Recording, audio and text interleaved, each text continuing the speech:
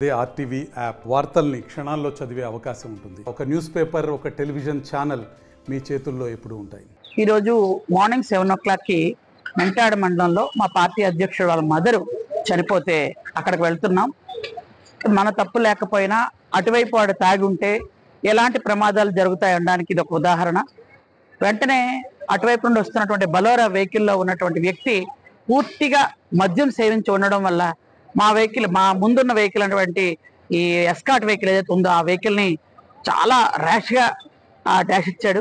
దానివల్ల 5 పోలీసులకు కూడా గాయాలయ్యాయి.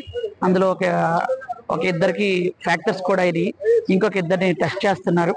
అయితే మొత్తం అందరూ ప్రజెంట్ అయితే స్టేబుల్గా ఉన్నారు కాబట్టి ఓకే. లేకపోతే ఏవైనా ప్రమాదాలు జరుగుంటే అంటే మనుషుల ప్రాణాలకు కూడా విలువ లేకుండా తెల్లవారు 7 గంటలకే తాగి ఇలా డ్రైవ్ చేస్తూ ఉంటే అసలు ప్రాణాలకు లెక్క లేకుండా అయిపోతుంది. ఒక యూత్ అయ్యి అటువైపు కుర్రాడు చూస్తే 35-37 సంవత్సరాలు ఉంటాయి కుర్రాడికి. అలాంటి వాళ్ళు యూత్గా ఉండి కూడా ఇంత దారుణంగా బిహేవ్ చేస్తున్నారు, తాగుతున్నారు. తెల్లవారిసరికి తాగటం అంటే వాడి ప్రాణం వాడికి పోతుంది, కానీ ఇటువైపు 5 ప్రాణాలు, 5 కుటుంబాలు, అది కూడా లెక్క చేయకపోతే మా డ్రైవర్ చాకచక్యంగా బ్రేక్ వేస్తాడు కాబట్టి సరిపోయింది. లేకపోతే మేము వెళ్ళి కూడా వాళ్ళే గుద్దేవాళ్ళం. కాబట్టి ఇంకా మా వెనక్కి ఒక 3 వెహికల్స్ ఉన్నాయి కాబట్టి అందరూ జాగ్రత్తగా బ్రేక్ వేశారు.